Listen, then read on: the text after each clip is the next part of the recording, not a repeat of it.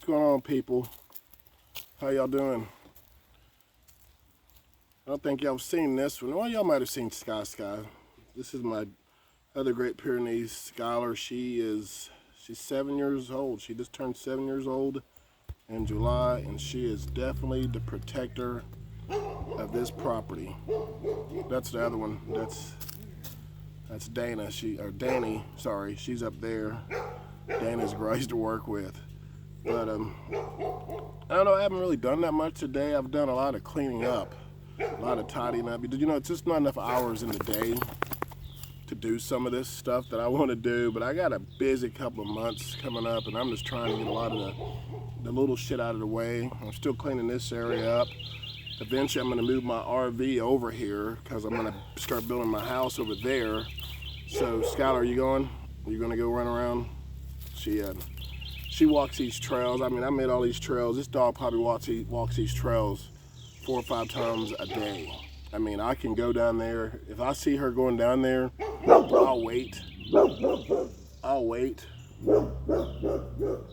20 minutes, 15, 10 minutes, and go down there, and she's just walking the trails, checking it out, man, making sure everything's where it needs to be. She don't leave my property.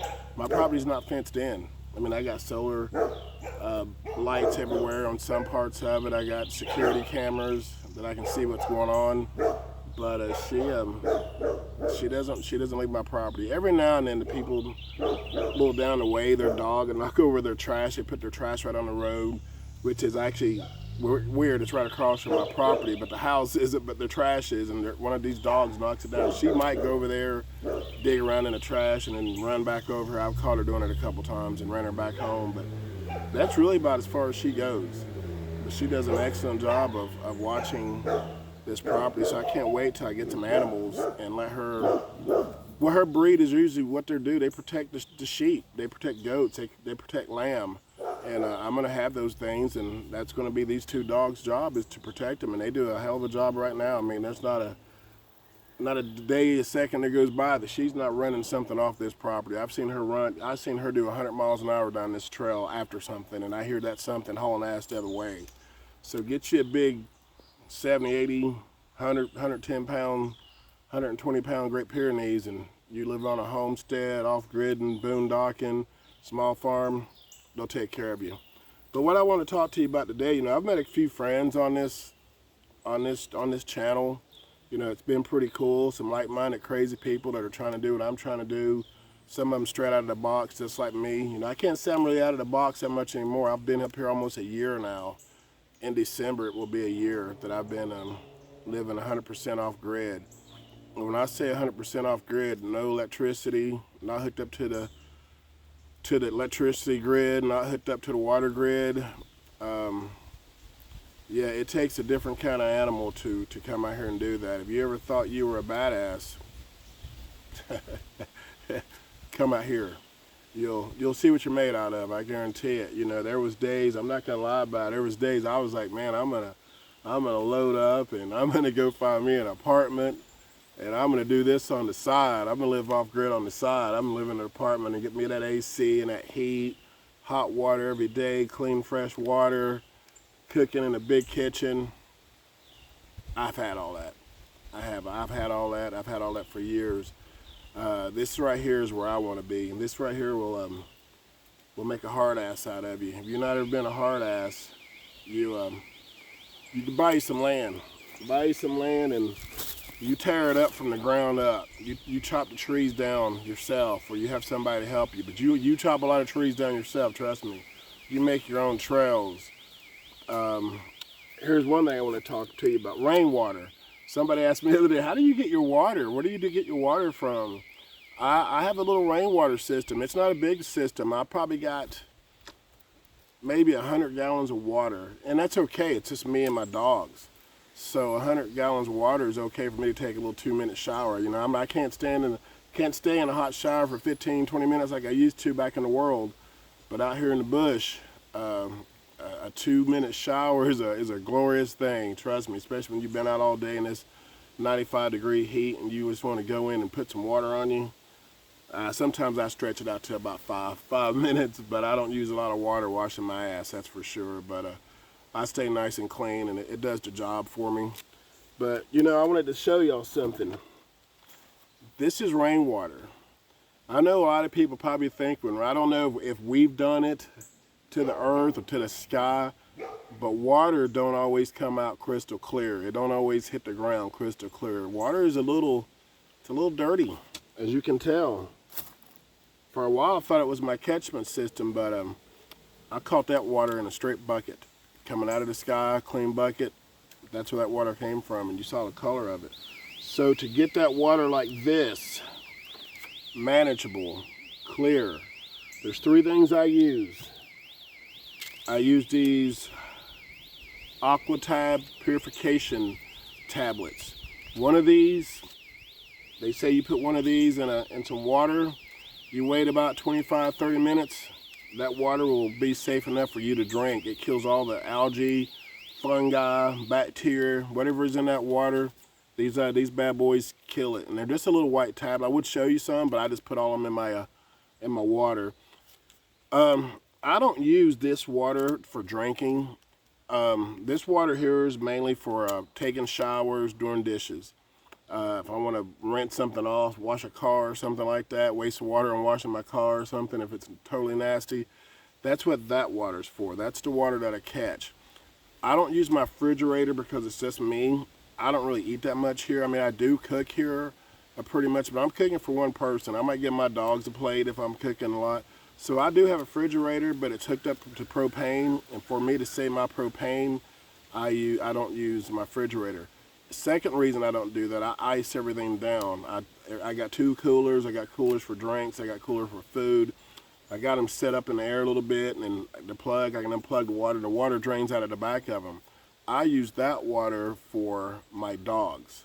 I put these taps, and it comes out crystal clear. It's just ice that melts, and then they can drink it out of the damn cooler if they need it to. But that's to what I usually buy about 22 pounds of ice every other day, and that ice melts, and I put it in these jugs just like this. I put a tablet in there because I still want them to be safe, because water goes sour, water goes bad. I've had some water that you open the damn thing, because they're not airtight. I broke the seal on them, you know, to use them for whatever, so they're not airtight in there anymore, and that water will go bad. It turns green or it gets rancid. It stinks. I put some bleach in it to kind of bring it back, but I still don't trust it enough to fool with it, so I usually just pour it out. And usually it might just be a gallon. It don't happen very often, but that water does go bad. I also use good old bleach. You know, just like you'd put in a pool or whatever. Sometimes people put bleach in a pool or something to keep the water nice and clear and clean. I do that sometimes for the water, you know, to keep it nice and clean. I also use this pool Exential. You can get this at any kind of pool store. You can get it at Walmart. You can get it at Ollie's or Ollie's, whatever that store is. You can get it there. So there's 3 things that I use to keep my water nice and clear. You know, there's also times I've boiled water. If I needed to boil it to purify it, I've done that. But all this stuff that I do out here is experimenting. When I use my solar panels, when I use a battery bank system where you have a bunch of batteries hooked up to solar panels, you hook them up to an inverter to get power. I experimented with that. I experimented with a water catchment system. The water catchment system I want on my house, I would like to have that thing catch about 2,000-3,000 gallons of water. Every structure I have that I build out here, it's going to have a water catchment system, because up here it rains a lot, but it really hasn't rained in the last 2 weeks, so my water supply got pretty low. So when that happens, there's a place in town for 25 cents you can fill this up, a gallon of water. You ain't going to find that too many places. You go price out a gallon of water at Walmart, Kroger's, and some of your little local grocery stores, see how much that costs. But you know, it's been a lifesaver for me, because I usually do that. If my water starts getting low, I usually take about 8 gallons, 10 gallons a day and start filling them up. Because I want to, you know, water is your lifeline out here. You know, you can go to the grocery store and get food, you can get water, but if you're really trying to be self-efficient, it's good to have a water source of your own. And mine is a water catchment system, and I'm trying to develop one now for when I build this house to make it as efficient as I can and collect as much water, as I can, and it comes down to having the right roof. You have to have a lot of footage on your roof to do this. And I'm also thinking about building just a water catchment system on its own, not on a roof. Just have a big thing in the ground, water goes straight into that holder. So there's a couple ideas I'm pitching around, because I'm gonna have, besides me, I'm gonna have my dogs, I'm gonna have goats, I'm gonna have chickens, I'm gonna have lamb. I'm even thinking about raising a pig to slaughter. So I'm gonna have to have a lot of water. So, and this is what I'm doing. I'm practicing and trying to see how to purify it and how I can drink it. I'm not drinking any rainwater yet. I have not trusted it that much, but I'm thinking about doing it, taking a gallon and putting some of these pills in. I'm probably gonna boil it, get it nice and cold. It's probably gonna be good as shit. You know, I think the next time it's rain, I'm gonna collect just a little bit of rainwater just for me to drink. I'm gonna boil it and purify it, and I'm gonna put it in a couple of bottles and get it ice cold. I bet it's gonna be good. I'm looking forward to that. That's probably what we're gonna do here in a couple of days. I think it's gonna rain here in a couple of days. I think that's what we're gonna do. We're gonna catch some water and just see how good it tastes just from the sky. Like I said, it's not clear. I think we've done polluted the air just a little too much, but we're gonna do that. But I'm gonna get off here. I got some things to do. This small little projects. I'm not trying to do a bunch today. And like I said, my back is just not getting back from not hurting. So I'm just taking it easy a little bit at a time. But I'm working. I got to do something out here every day. But like I said, I appreciate you guys viewing my stuff. Subscribe if you think I'm doing some cool shit. If I'm gonna help you out, talk to me, man. Communicate with me. Let me know if you're out there doing what I'm doing. Let me know what you're doing. Give me some ideas. I don't know everything. Like I said, I've only been out here for a year, but I've learned a lot in a year, and I'm still enjoying it. I'm looking forward to start building my house and getting a permanent structure. I mean, this RV's been great, but it's time. Before I started the RV, I was in a hotel room that was probably no bigger than my RV. So I went from my hotel room to my RV, and now I'm looking forward to a bigger house. You know, we had a big 3,000, almost a 3,000 square foot house in Nashville. I think that's how big it was, and it was just too big. It was, we hate cleaning that thing. Had to take the time every weekend to clean it.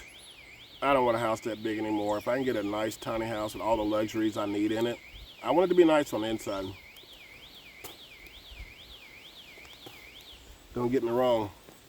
I want it to be nice, but I made me a big pot of chili today. I'm gonna throw me some cheese on it, some crackers, some sour cream, and you know, I'm gonna have a cold one. Got me, what did I buy? They had some Ice House on sale. A 16 ounce can Ice House was on sale yesterday. I hadn't had one of those, I don't think, in forever, but I had one the other night. It was pretty good. It wasn't, the alcohol content was kind of high, and I almost think it was 5.5 or 7. I mean, I was like, wow, this is a high alcohol content.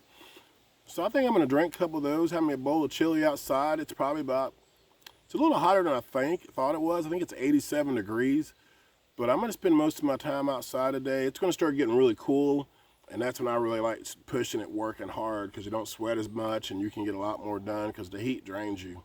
It really does, it drains you. But anyway, Scotty 2, MF and Hottie's gonna get off this camera, but subscribe to my channel, like what I do if you want to. Send me your information. Maybe we can talk and chat and talk about guns, fishing, motorcycles, hiking, cars, riding mountain bikes. I try to do it all, man. I'm trying to live my best life right now. You know, I got more years behind me than in front of me, so I'm trying to live them to the fullest and taking it all in, man. And you got to don't let life take you over. I was talking to my mom the other day. We haven't talked on the phone, really talked in a while, and kind of hurt, man, because I was like, man, I've gotten so busy out here. I'm so focused out here, and you got to be focused out here to get anything done. You got to be focused on your project and what you need to do. But I felt like because I'm so focused out here and so zeroed in on what I need to do, that I forget the world out there. And I hadn't talked to my mom, and I told her the other day, I said, hey, we were gonna talk once a week. We text every day, don't get me wrong, we text message, but that's not the same. Everybody texts. No, that's so impersonal. Grab a phone, text.